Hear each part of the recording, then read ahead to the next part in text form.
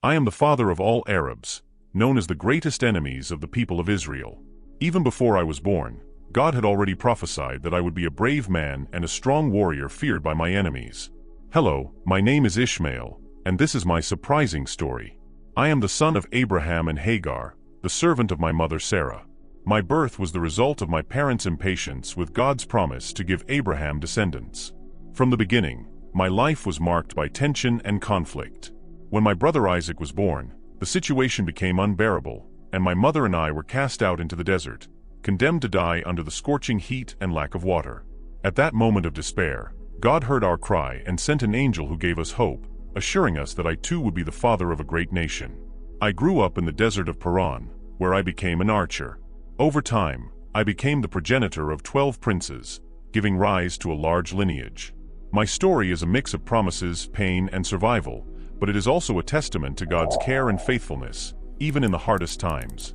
I invite you to stay until the end to learn all the details of my life and discover valuable lessons that can help you grow spiritually. I am Ishmael, and my story began long before my feet touched the desert lands I would one day roam. I am the firstborn of Abram, known by many as Abraham, the patriarch and father of faith. My mother, Hagar, was the Egyptian servant of Sarai, my father's wife. In those days, Sarai's desperation to have an heir led her to make decisions that would forever intertwine our destinies.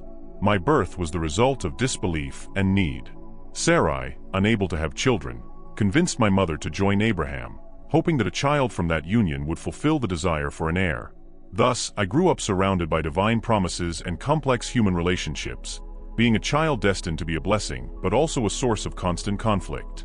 From my early days, life in Abraham's camp reflected the tensions and changes of the time. Clans and tribes fought over water and pasture, and relations with the city-states around us were a mix of diplomacy and distrust. As the son of a foreigner and a slave, my early years were marked by uncertainty and the struggle for acceptance. Despite these challenges, my father Abraham taught me the traditions and beliefs he had received through visions and encounters with God, who promised to guide him at all times. The nights under the stars were our lessons, and the clear sky was a map of divine promises. My story is also full of curiosities that reveal the customs of that time. It was said that children like me, born of unusual unions, carried the spirit of the desert within them, wild and untamable. Perhaps that's why I always felt a special connection to the vast lands we explored, a call to the wild that I could never ignore. From the beginning, my life has been a journey of self-discovery and confrontation with my destiny. At every step, I've learned lessons of resilience and faith, but I've also faced the reality of the decisions others made that shaped my existence before I was born. Now, at the end of my days, I invite you to reflect on how our lives are intertwined with past and future generations. Just like me, each of you carries within you a promise and a responsibility, not only to yourselves but to the world around you. In my youth, I learned to handle the complexity of being the son of Abraham and Hagar. While my father received messages and promises from God, I found myself caught between expectations and the daily reality of our life. The camp we lived in reflected the political tensions of the region. Alliances with nomadic tribes and conflicts with other settlements marked our days. My father, a man of great faith in God, was also a skilled negotiator. Watching him, I learned the importance of strategy and how to negotiate, skills that would define my future path. A curious thing about our life was how religious beliefs intertwined with politics. Abraham, despite his firm belief in one God, had to coexist with neighbors who worshipped many gods. This was not only a diplomatic challenge, but also a source of constant personal learning and conflict for me.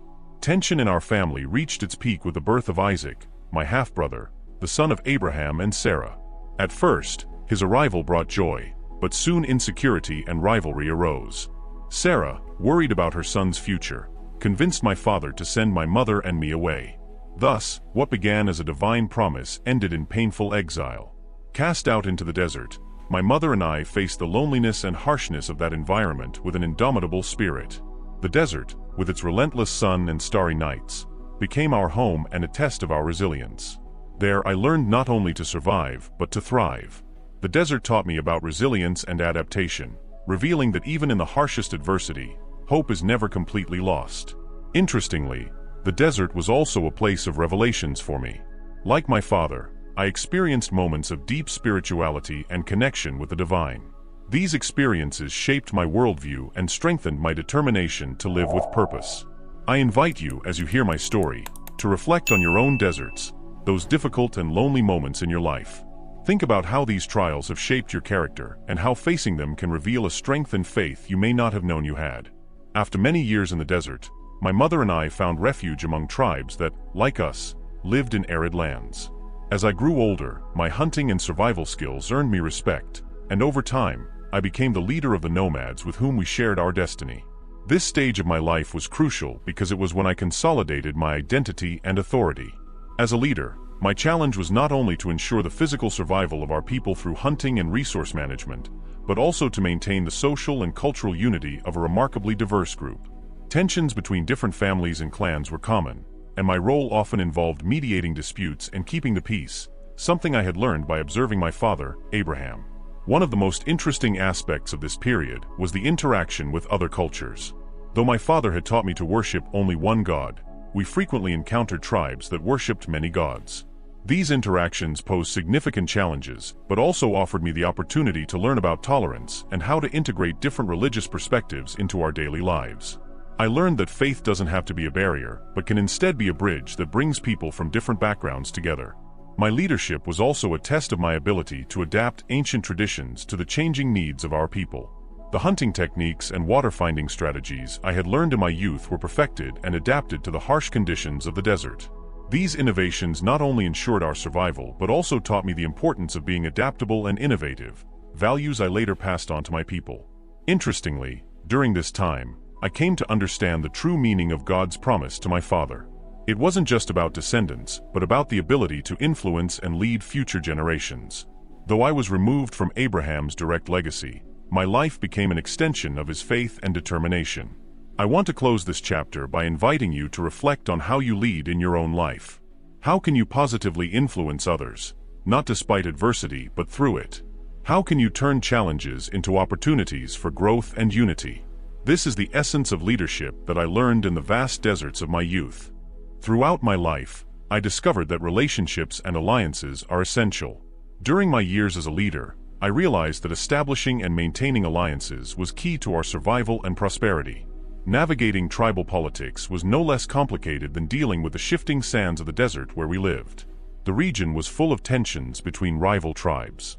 Alliances were formed and broken easily.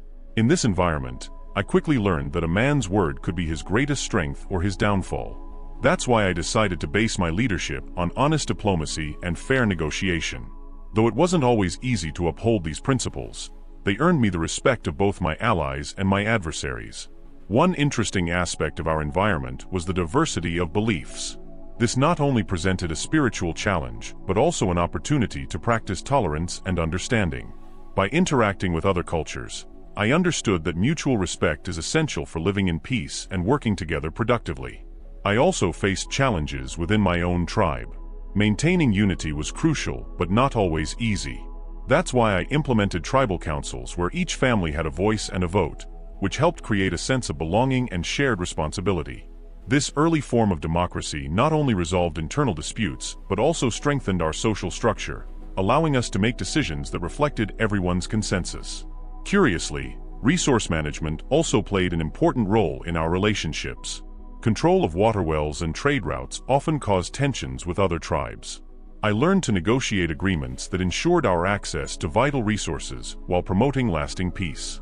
These negotiations required more than simple bargaining skills. They involved honor, respect for traditions, and a vision of future cooperation. Looking back, I see how fundamental my role was in weaving the network of alliances that kept us united.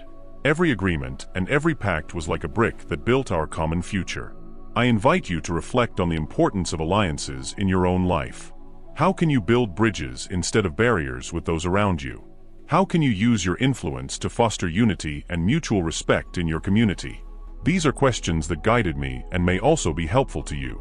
As I approach the end of my life, I find myself reflecting on the footprints I have left behind. My life has been full of challenges and victories, always marked by survival and determination. Over the years, I have seen how my descendants have grown, and how our tribes have expanded under the vast desert sky. In this final stage, My focus has been on ensuring the well-being of my people and guaranteeing that future generations will prosper. Conflicts and diplomacy have given way to a peace that has allowed cultural and spiritual flourishing among our people.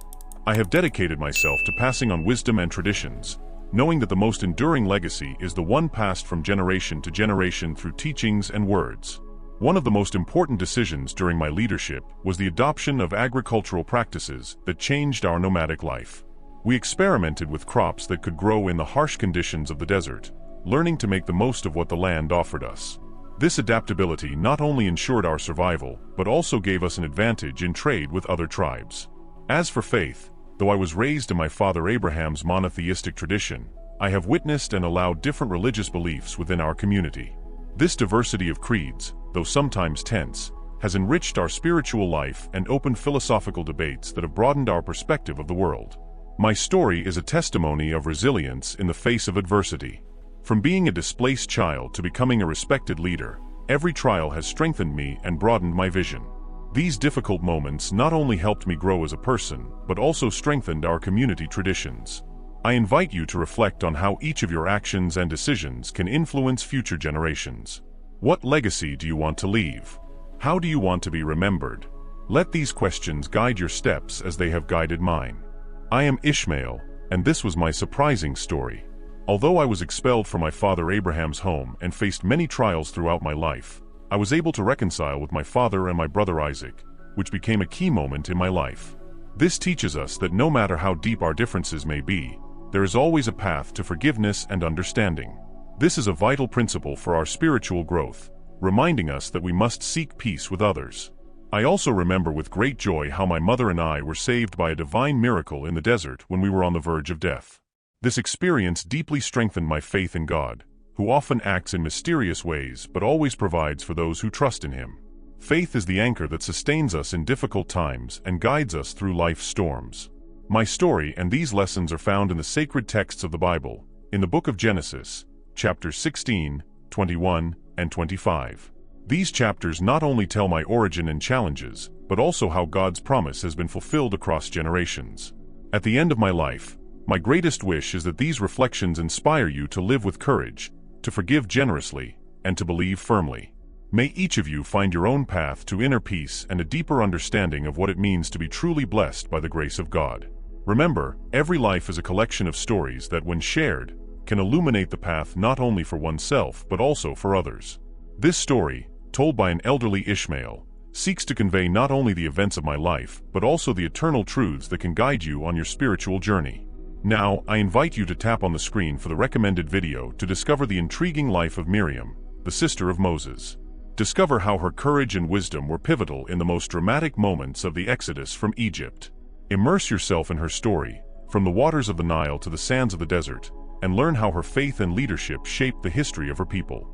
Don't miss the opportunity to learn from this inspiring figure and the powerful lessons her life offers.